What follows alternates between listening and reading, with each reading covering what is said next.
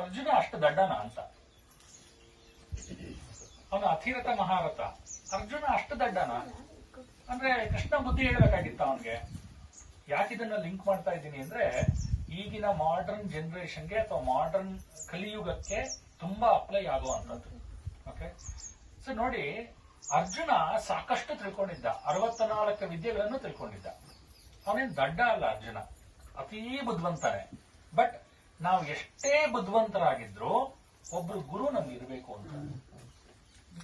ಕೆಲವರು ಹೇಳ್ತಾರೆ ಸ್ವಾಮಿಗಳು ಅಥವಾ ಸನ್ಯಾಸಿಗಳು, ಮುಂದೆ ಗುರು ಅಲ್ಲ, ಮುಂದೆ ಗುರಿ ಹಿಂದೆ ಗುರು ಇರ್ಲೇಬೇಕು ಅಂತ. ನೀವು ನೋಡಿ, ಒಂದ್ಸಲಿ ನಿಮ್ಗೆ ಜ್ಞಾಪಕ ಇರಬಹುದು, ಈ ನಮ್ಮ ವರ್ಲ್ಡ್ ಕಪ್ ಮ್ಯಾಚ್ ಎಲ್ಲ ಆದಾಗ ಒಂದ್ಸಲಿ ತುಂಬಾ ಇದು ಬಂದಿತ್ತು ಕಮೆಂಟ್ಸ್ಗಳು, ತೆಂಡೂಲ್ಕರ್ ಅವ್ರಿಗೆಲ್ಲ ಯಾಕಪ್ಪ ಕೋಚು, ದುಡ್ಡು ಯಾಕೆ ಖರ್ಚು ಮಾಡ್ತೀರಾ ಅಂತ. ಯಾಕೆ ಬೇಕು ತೆಂಡೂಲ್ಕರ್ ಕೋಚು? ಅರ್ಜುನನ್ಗೆ ಯಾಕೆ ಬೇಕು ಕೋಚು? ಯಾಕೆ ಅಂದ್ರೆ ನಮ್ಮ ಬೆನ್ನು ನಮಗ್ ಕಾಣಲ್ಲ, ನಾವ್ ಏನ್ ತಪ್ಪು ಮಾಡ್ತಾ ಇದೀವಿ ಅನ್ನೋದು ನಮಗ್ ಗೊತ್ತಾಗಲ್ಲ. ಸೊ ನಮಗೆ ಒಬ್ರು ಹೇಳೋದಕ್ಕೆ ಒಬ್ರು ಗುಂಡೋನ್ನೋರು ಬೇಕೇ ಬೇಕು. ಅದಕ್ಕೆ ನಿಮ್ಗೆ ಮುಂದೆ ಗುರಿ ಇರ್ಬೇಕು, ಏನಾದ್ರೂ ಇರ್ಬೋದು ಗುರಿ. ಅದನ್ನ ಸರಿಯಾಗಿ ಹೋಗ್ತಾ ಇದೀನೋ ಇಲ್ವೋ ಅಂತ ಹೇಳಕ್ಕೆ ಒಬ್ಬ ಗುರು ಇರ್ಬೇಕು. ಇವಾಗ ಕಾರಲ್ಲಿ ಹೋಗ್ತಾ ಇರ್ತೀರಾ, ದಾರಿ ಗೊತ್ತಾಗಲ್ಲ, ತಕ್ಷಣ ಗೂಗಲ್ ಗುರುನ್ ಕೇಳ್ತೀವಲ್ವಾ, ಅಥವಾ GPS ಅನ್ನು ಕೇಳ್ತೀವಿ. ಒಂದ್ ಗುರು ಅನ್ನೋದು ಇರ್ಲೇಬೇಕು. ಇಲ್ಲಾಂದ್ರೆ ಎಲ್ಲೋ ಒಂದ್ ಕಡೆ ನೀವು ವೆಸ್ಟರ್ನ್ ಘಾಟ್ಸ್ ಅಲ್ಲಿ ಎಲ್ಲೋ ಹೋಗ್ಬಿಟ್ರೆ ಎಲ್ಲೋಗಿದ್ರ ಅಂತ ಗೊತ್ತಾಗತ್ತೆ. ಯಾವಾಗ್ಲೂ ದಾರಿ ತಪ್ಪಿಡ್ತೀರಾ, ಎಲ್ಲೋಗ್ತೀವಿ ಅಂತ ಗೊತ್ತಾಗಲ್ಲ. ಅದೇ ಪ್ರಾಬ್ಲಮ್ ಅರ್ಜುನ್ಗೆ ಕೂಡ ಆಗಿದ್ದು. ಏನ್ ಅರ್ಜುನನ್ ಪ್ರಾಬ್ಲಮ್ ಆಗಿದ್ದು ಅಂದ್ರೆ ತಕ್ಷಣಕ್ಕೆ ಅರ್ಜುನ ತಪ್ಪಲ್ಲ, ಅವನ ಪ್ರಶ್ನೆಗಳು ತಪ್ಪಲ್ಲ. ಇವಾಗ ಸುಮಾರು ಜನಕ್ಕೆ ಯುದ್ಧದ ಪರಿಕಲ್ಪನೆ ಇರಲ್ಲ. ಅಂದ್ರೆ ನಮ್ಮ ಬೆಂಗಳೂರಲ್ಲಿರೋರ್ಗೆ ಮತ್ತೆ ಕರ್ನಾಟಕದಲ್ಲಿ ಸ್ವಲ್ಪ ಇರೋರ್ಗೆ, ಅವ್ರಿಗೆ ಯಾರಿಗೂ ಯುದ್ಧದ ಪರಿಕಲ್ಪನೆ ಅನ್ನೋದೇ ಗೊತ್ತಿಲ್ಲ. ಬಾರ್ಡರ್ ಇರೋರ್ಗೆ ಗೊತ್ತಿರುತ್ತೆ ಯುದ್ಧದ ಭೀಕರತೆಗಳೇನು ಅಂತ. ಅರ್ಜುನನ್ಗೂ ಗೊತ್ತಿತ್ತು ಯುದ್ಧದ ಭೀಕರತೆ ಏನು ಅಂತ. ನಾಳೆ ಈ ಯುದ್ಧವನ್ನ ನಾನು ಮಾಡಿದ್ರೆ, ಈ ಯುದ್ಧವನ್ನ ನಾನು ಏನಾದ್ರೂ ಮಾಡಿದ್ರೆ ನನ್ನ ತಂದೆ, ನನ್ನ ದಾಯಾದಿಗಳನ್ನ ಸಾಯಿಸಿದಂಗಾಗತ್ತೆ ಒಂದು.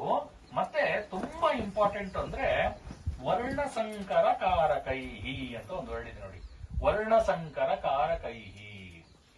ವರ್ಣ ಅಂದ್ರೆ ನಿಮ್ಮ ನಿಮ್ಮ ಕೆಲಸಗಳ ಮೇಲೆ ನಿಮ್ಮ ಒಂದು ವರ್ಣ ಇರುತ್ತೆ. ಕೆಲವರು ಬ್ರಾಹ್ಮಣ ವರ್ಣದವರಾಗಿರ್ಬಹುದು, ಕೆಲವರು ವೈಶ್ಯ ವರ್ಣದವರಾಗಿರ್ಬೋದು, ಕೆಲವು ಕ್ಷತ್ರಿಯ ವರ್ಣದವರಾಗಿರ್ಬೋದು, ಕೆಲವು ಶೂದ್ರ ವರ್ಣದವರಾಗಿರ್ಬಹುದು. ಓಕೆನಾ? ಅದೇನು ಅಂತ ಮುಂದೆ ಚಾಪ್ಟರ್ ಬರುತ್ತೆ, ಅಲ್ಲಿ ಎಕ್ಸ್ಪ್ಲೈನ್ ಮಾಡ್ತೀನಿ. ಸದ್ಯಕ್ಕೆ ಈ 4 ವರ್ಣಗಳು ಅಂತ ತಿಳ್ಕೊಳ್ಳಿ. ಸೊ ಈ 4 ವರ್ಣಗಳು ಏನಾಗತ್ತೆ, ಇವಾಗ ನೋಡಪ್ಪ ಯುದ್ಧಕ್ಕೆ ಹೋಗ್ತಾರೆ, ಯುದ್ಧ ಆಗತ್ತೆ, ಹೌದಾ?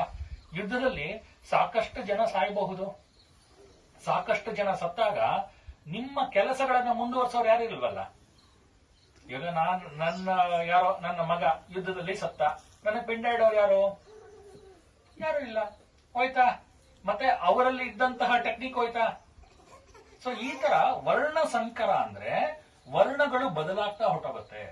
ಯಾಕೆ ಈ ಮಾತನ್ನ ಹೇಳ್ತಾ ಇದ್ದೀನಿ ಅಂದ್ರೆ, ಕಲಿಯುಗದಲ್ಲಿ ಈಗಿನ ಕಾಲದಲ್ಲಿ ಜನಕ್ಕೆ ಏನಾಗಿದೆ ಅಂದ್ರೆ, ಏನೋ ಒಂದು ಕೆಲಸ ಮಾಡ್ಬೇಕು, ನಾವು ದುಡ್ಡು ದುಡಿಬೇಕು. ಏನ್ ಕೆಲಸ ಮಾಡ್ತೀಯಪ್ಪ? ಯಾವುದೋ ಒಂದು ಕೆಲಸ which is not at all related, ಏನೂ ರಿಲೇಟೆಡ್ ಇರೋದಿಲ್ಲ. ಆ ಕೆಲಸವನ್ನ ಮಾಡ್ತಾರೆ. ಆ ಕೆಲಸವನ್ನ ಮಾಡಿದ್ಮೇಲೆ ಆ ಜನರೇಷನ್, ನೆಕ್ಸ್ಟ್ ಜನರೇಷನ್ ಅವ್ರ ಮನೆಯಲ್ಲಿ ಇದ್ದಂತಹ ಎಲ್ಲ ಸಂಸ್ಕಾರಗಳನ್ನು ಮರೀತಾರೆ. ಮರ್ತ ಮೇಲೆ ಮುಂದಿನ ಜನರೇಷನ್ ಏನ್ ಫಾಲೋ ಆಗುತ್ತೆ? ಅರ್ಜುನ ಅದನ್ನೇ ಹೇಳಿದ್ದು.